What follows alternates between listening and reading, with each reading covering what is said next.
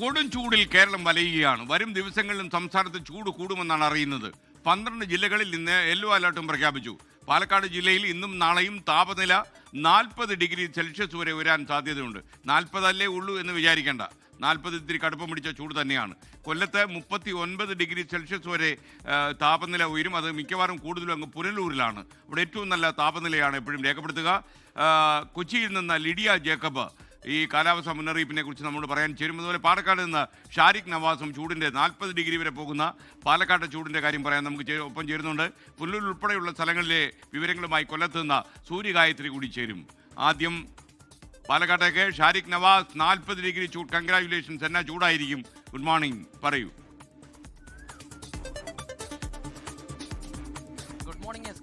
ഒരു രക്ഷയുമില്ലാത്ത ചൂടാണ് പാലക്കാട് അനുഭവപ്പെടുന്നത്. കാരണം സംസ്ഥാനത്ത് തന്നെ ഏറ്റവും കൂടുതൽ ചൂട് രേഖപ്പെടുത്തുന്നത് പാലക്കാട് ജില്ലയിലാണ്. ഇന്ന് 40 ഡിഗ്രി ഉണ്ടെന്നാണ് ഇപ്പോൾ നമുക്ക് മനസ്സിലാക്കാൻ കഴിയുന്നത്. ഇന്നലെ 39.4 ഡിഗ്രി രേഖപ്പെടുത്തി. കഴിഞ്ഞ ദിവസവും അതുപോലെ തന്നെയായിരുന്നു. വെള്ളിയാഴ്ച ആണ് സംസ്ഥാനത്ത് തന്നെ ഏറ്റവും റെക്കോർഡ് ചൂട് രേഖപ്പെടുത്തിയ ദിവസമായി ഉണ്ടായിരുന്നത്. 40.1 ഡിഗ്രി സെൽഷ്യസ് ചൂട് പാലക്കാട് ജില്ലയിൽ രേഖപ്പെടുത്തിയിരുന്നു. അതായത് നമ്മൾ കുളിച്ചിട്ട് ഇറങ്ങിയാൽ വിയർത്ത് കുളിക്കുന്ന ഒരു അവസ്ഥയാണ് ഉണ്ടാകുന്നത്. കാരണം വീട്ടിൽ നിൽക്കുകയാണെങ്കിൽ കൂടെ ഫാനോ എ സിയോ അത്യാവശ്യമാണ്. കാരണം അതില്ലാതെ ഒരു നിമിഷം പോലും വീട്ടിനകത്ത് പോലും ഇരിക്കാൻ കഴിയാത്ത അവസ്ഥയാണ്. നമ്മൾ സോപ്പ് തേച്ച് കുളിച്ച് വീട്ടിൽ നിന്ന് പുറത്തിറങ്ങിയ ഉടനെ തന്നെ വീണ്ടും വിയർത്ത് കുളിക്കുന്ന ഒരു അവസ്ഥയാണ്. പാലക്കാട് ജില്ലയിൽ കർശന നിർദ്ദേശങ്ങൾ ജില്ലാ കളക്ടർ നൽകിയിട്ടുണ്ട്. അതായത് 11 മണി മുതൽ വൈകിട്ട് 3 മണി വരെ നേരിട്ട് വെയിലേൽക്കുന്ന ഒരു തരത്തിലുള്ള പുറം ജോലികൾ ചെയ്യരുതെന്ന് കർശനമായ നിർദ്ദേശം നൽകിയിട്ടുണ്ട്. ഇത് കെട്ടിട നിർമ്മാണ തൊഴിലാളികൾക്കും അതുപോലെ തന്നെ പാടത്ത് കർഷകർക്കും അതുപോലെ തന്നെ മറ്റ് പുറമേ ജോലി ചെയ്യുന്ന എല്ലാവർക്കും കർശനമായ നിർദ്ദേശം നൽകിയിട്ടുണ്ട്. ഒരു 11 മണി മുതൽ 3 മണി വരെ നേരിട്ട് പുറത്ത് ഇറങ്ങുന്നത് പരമാവധി ഒഴിവാക്കാനും ആളുകൾക്ക് നിർദ്ദേശം നൽകിയിട്ടുണ്ട്. പിന്നെ അതുപോലെ തന്നെ ശീതള പാനീയങ്ങൾ ഒഴിവാക്കണം, മറ്റ് വെള്ളം ധാരാളം കുടിക്കുക, അതുപോലെ തന്നെ കരിക്കിൻ വെള്ളം കുടിക്കുക, മറ്റ് നിർജ്ജലീകരണം ഒഴിവാക്കാനുള്ള സംവിധാനങ്ങളൊക്കെ ചെയ്യുക എന്നുള്ള ഉൾപ്പെടെയുള്ള കാര്യങ്ങൾ ആരോഗ്യ വകുപ്പും നൽകുന്നുണ്ട്. അത്തരത്തിൽ വലിയ ചൂടാണ് പാലക്കാട് ജില്ലയിൽ രേഖപ്പെടുത്തുന്നത്. കാരണം ഇപ്പോൾ ഇളം വെയിൽ വരുന്നതേ ഉള്ളൂ. പക്ഷേ ഈ നേരത്ത് നമ്മൾ വയർത്ത് കുളിക്കുന്ന ഒരു അവസ്ഥയിലേക്കാണ് പോകുന്നത്.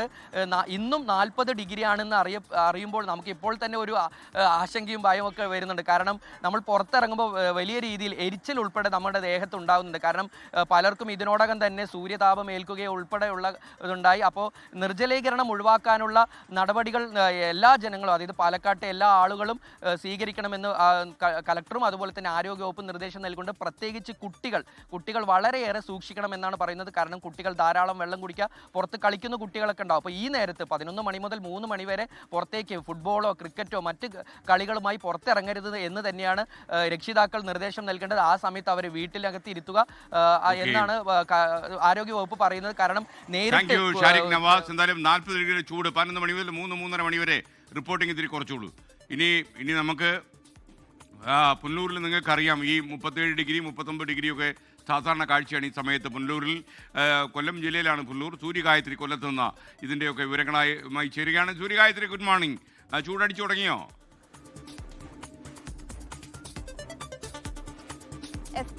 Good morning. കനത്ത ചൂട് തന്നെയാണ്. കേരളം വെന്തുരുകുകയാണ്. കൊല്ലം ജില്ലയെ സംബന്ധിച്ചിടത്തോളം ചുട്ടുപൊള്ളുകയാണ്. പ്രത്യേകിച്ച് കിഴക്കൻ മേഖലയിൽ പറഞ്ഞതുപോലെ പുനലൂരിലൊക്കെ തന്നെ 39.9 ഡിഗ്രിയോളം താപനില കഴിഞ്ഞ ദിവസമൊക്കെ തന്നെ രേഖപ്പെടുത്തിയിട്ടുണ്ടായിരുന്നു. പുറത്തേക്ക് ഇറങ്ങി നടക്കാൻ കഴിയാത്തൊരു സാഹചര്യമുണ്ട്. അത് ഏത് സമയമെന്നില്ല. അതായത് മുൻപൊക്കെ ഉച്ച സമയങ്ങളിലാണ് അതിശക്തമായിട്ടുള്ള ചൂട് രേഖപ്പെടുത്തിയിരുന്നതെങ്കിൽ ഇപ്പോൾ രാവിലെ എഴുന്നേൽക്കുന്നത് മുതൽ രാത്രി കിടക്കുവോളം അതിശക്തമായിട്ടുള്ള ചൂടുണ്ടാകുന്നു എന്നുള്ളത് തന്നെയാണ്. കുടയും തൊപ്പിയും ഒക്കെ കരുതിയാണ് ആളുകൾ പുറത്തേക്ക് ഇറങ്ങുന്നത്. പക്ഷെ അതൊന്നും തന്നെ ശാശ്വതമാകുന്നില്ല എന്നുള്ളതാണ് ഏറ്റവും പ്രധാനപ്പെട്ട കാര്യം. എന്തായാലും നിലവിൽ 11 മണി മുതൽ 4 മണി വരെ പുറത്തേക്ക് ഇറങ്ങരുത്, നേരിട്ട് സൂര്യപ്രകാശം ഏൽക്കുന്ന സാഹചര്യം ഒഴിവാക്കണം എന്നതടക്കമുള്ള നിർദ്ദേശം കാലാവസ്ഥാ നിരീക്ഷണ കേന്ദ്രത്തിൽ നിന്നൊക്കെ ലഭിക്കുന്നുണ്ട്. പക്ഷേ പുറത്തേക്ക് ഈ സമയങ്ങളിൽ ജോലിക്കായിട്ട് ഇറങ്ങുന്നവരുണ്ട്, കച്ചവടം നടത്തുന്നവരുണ്ട്, മറ്റ് വിദ്യാലയങ്ങളിലും ഒക്കെ ആയിട്ട് പോകുന്ന കുട്ടികൾ ഉൾപ്പെടെയുണ്ട്. അതിശക്തമായിട്ടുള്ള ചൂട് തന്നെയാണ് എന്നുള്ളതാണ് എന്നുള്ളതാണ് അവരൊക്കെ തന്നെ പറയുന്നത്. ഒട്ടും സഹിക്കാൻ പറ്റാത്ത ഒരു ചൂടാണ് ഇത്തവണ രേഖപ്പെടുത്തുന്നത്. കൊല്ലത്ത് കഴിഞ്ഞ ദിവസങ്ങളിലൊക്കെ തന്നെ 37.8 ഡിഗ്രിയോളം താപനില രേഖപ്പെടുത്തിയിട്ടുണ്ടായിരുന്നു. ഇന്നത് 39ലേക്ക് കടക്കുമെന്നുള്ളതാണ് പറഞ്ഞിരിക്കുന്നത്. എന്തായാലും നിർജ്ജലീകരണം ഉണ്ടാകാനുള്ള സാഹചര്യം ഒഴിവാക്കുക, അതുപോലെ തന്നെ സൂര്യാഘാതം ഏൽക്കാനുള്ള സാധ്യത ഒഴിവാക്കുക, സുരക്ഷിതമായിട്ടിരിക്കുക എന്നുള്ളത് തന്നെയാണ് കാലാവസ്ഥാ സൂര്യഗായത്രിയാണ് വിവരങ്ങൾ നൽകിയത്. അത്യാവശ്യം നന്നായിട്ട് വെള്ളം കുടിക്കുക, ശരീരത്തിൽ ജലാംശം ചോർന്നു പോകാനുള്ള സാധ്യതയുണ്ട്. ജോ മാത്യു പറയുന്നു, UK താമസിക്കുന്ന എനിക്ക് ഇവിടെ 2 ഡിഗ്രിയാണ്, നിങ്ങൾ ഭാഗ്യവാൻ.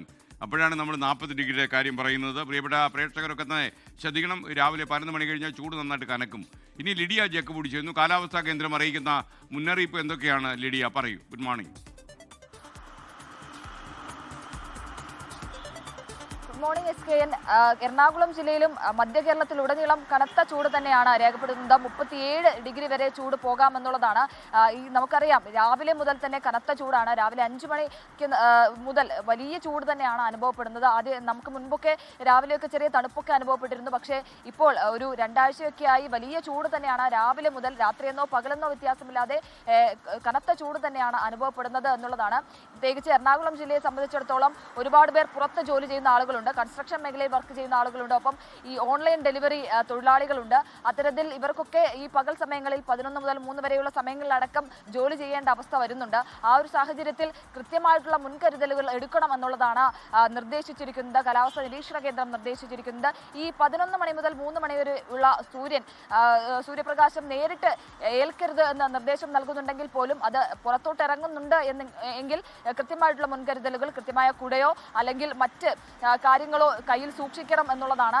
തണലുള്ള സ്ഥലങ്ങളിൽ കൂടുതലായും ജോലി ചെയ്യുക, അതുപോലെ തന്നെ കൃത്യമായി വെള്ളം കുടിക്കുക, ശുദ്ധജലം തന്നെ കുടിക്കുക എന്നുള്ളതാണ്.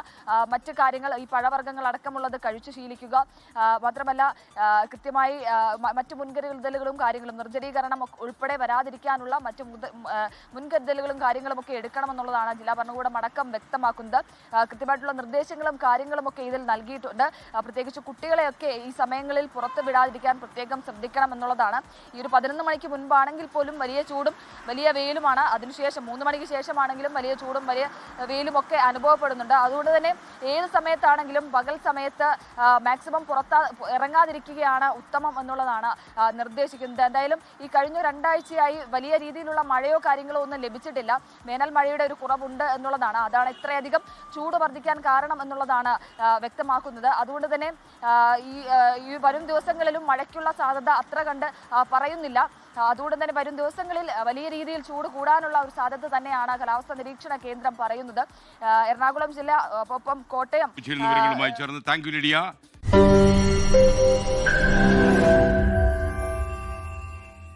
ലോകത്തെവിടെയായാലും ഏത് സമയത്തും 24 വാർത്തകളും ഓഗ്മെന്റഡ് റിയാലിറ്റി പാക്കേജുകളും എക്സ്പ്ലെയിനറുകളും വിശദമായി കാണാൻ ഞങ്ങളുടെ YouTube ചാനൽ നിങ്ങൾക്ക് സബ്സ്ക്രൈബ് ചെയ്യാം.